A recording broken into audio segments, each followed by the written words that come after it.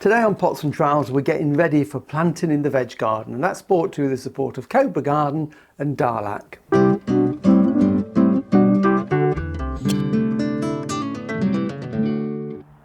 Hello and welcome to Pots and Trowels. Well, here I am in the veg garden, or should I say what will become our vegetable garden, because at the moment it doesn't really look very much like a veg plot at all.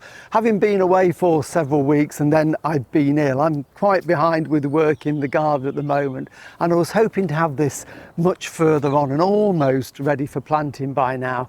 What it's going to be is a series of raised beds here, 4 raised beds, and then there will be fruit trees planted around. We will have cold frames, compost area over there. Where Jill's just standing, there will be a new path. This old broken path will come up and it will be gravel, and then a fence there, well, a living fence of trained fruit trees to divide it from the rest of the garden. But as you can see, I'm a fair way off. I've also had a big old ash tree taken down. It was diseased, it had ash dieback, but it was also hollow in the centre and very dangerous. So that's been taken down and allowed so much more light in. So this will be a lovely enclosed little vegetable garden when it's ready, but it's not. So what I'm going to do is start some vegetables off in the greenhouse, and that means I will have things then to plant in here in a few weeks time. And to be honest, here we are, only the end of March. It's still quite cold, and really it's not the air temperature we need to think about, it's the soil temperature. And I certainly, even if this were ready, wouldn't be planting anything in at the moment, because I've got a soil thermometer in the ground here, and if I take it out and read that, it's barely 5 degrees centigrade, which is quite cold for most vegetables. We want it to be 6, 7 or 8 ideally before we start sowing and planting in the ground. If we put things in when it's too cold, they just sit and sulk. So don't be in too much of a rush to get things in the garden, and it's always worth just buying a soil thermometer so you can check the soil to make sure it's the right temperature. So I'm going to go into the greenhouse and I'm going to start 1 or 2 things off ready for here in a few weeks' time.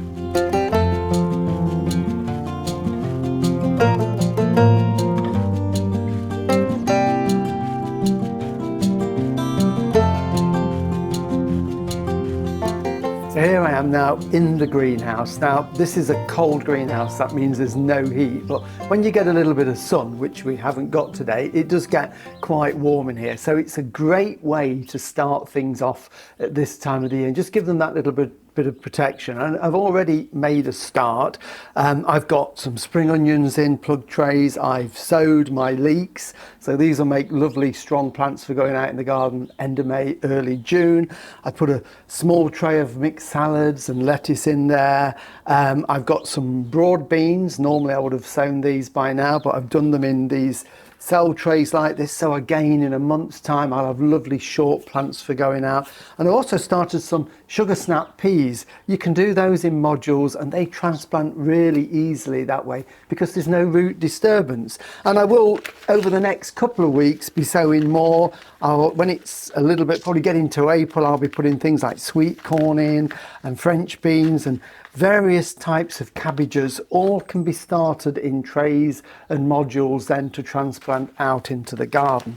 And of course potatoes, we are now pretty much at the potato planting time. End of March, early April is when we would put in our first early potatoes. And if you remember, these are some that we started off several weeks ago, the process known as chitting, where we encourage these little buds to grow at the top just to give them a head start. And I would normally plant these in the garden in the first week of April, so another week's time. But as you've already seen, I'm a long way off the vegetable garden being ready. So what I'm going to do, so we've got 1 or 2 early potatoes until I can plant the rest out, is just do 3 or 4 pots like this. And this is just about a 10-12 inch pot. It doesn't need to be any bigger for one tuber like this. And I'm going to plant it in there, keep it in the cold greenhouse, and we'll get some nice early potatoes. And if you want to know more about planting potatoes, we've covered this in detail on previous Pots and Trowels. So just go onto YouTube, have a look for it, subscribe for free, and you can get all the information that you want. So what I've done here is I've filled the pot roughly 3/4 full, just with a multi-purpose compost. And what I'm going to do, I don't know if Jill can get in there, I'm just going to make a hole into to the compost and get just one chittered seed potato and plant it down, so that when I cover it over, it's going to probably have a couple of inches of compost there. So bye seed potato, start growing. I'll give that just a drink of water, and then that will start to grow in a few weeks' time. And as we get the growth on there, I will then top this pot up to the top. That's the reason we're leaving it low at the moment, so we can add more compost as it grows. So there are things that I've already started, but the other thing I do want to do is to start my onion set. So again, I've got plants to go out in the garden in a week or two's time.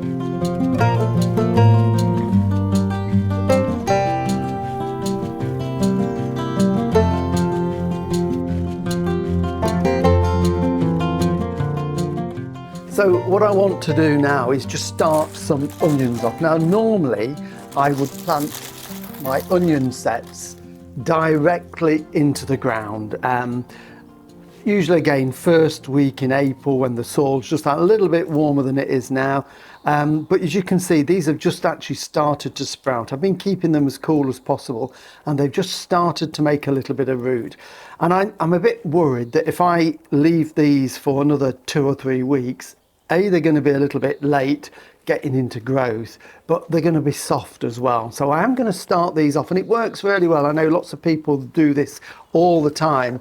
And what I'm going to do is start them off in some of these small cell trays. So this is the equivalent of half a tray, and it's divided into 20, which is more than big enough. So I've got some compost here, just been breaking up the lumps in it.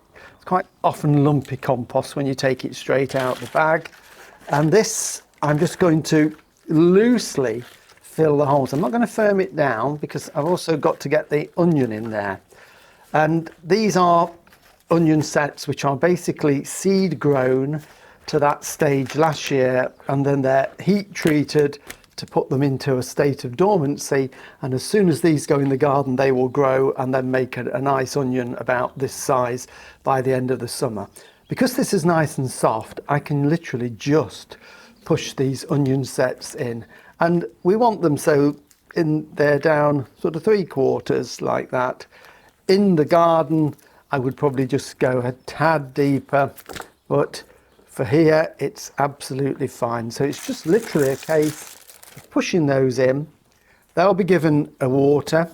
These can stay in the cold greenhouse, but if you haven't got a cold greenhouse, then if you've got a cold frame, that would be perfect. Or even outside in a nice shaded area or sheltered area where it gets the sun, somewhere where there's a little bit of warmth, and they will be fine. And they will root very, very quickly.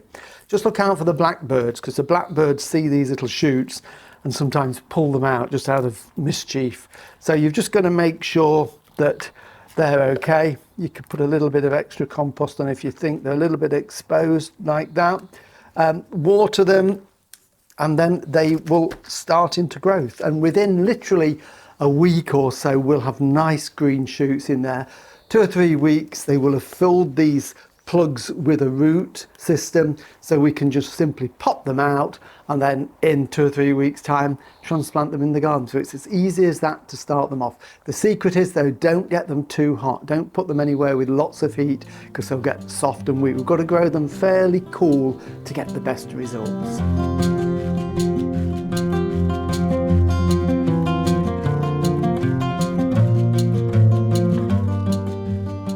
Well, thank you for watching Pots and Trowels. Next week, we're going to be out in the garden. I'm going to be looking at the bays and some other plants that are growing in containers and giving them a bit of a spring tidy up to get them ready for the summer.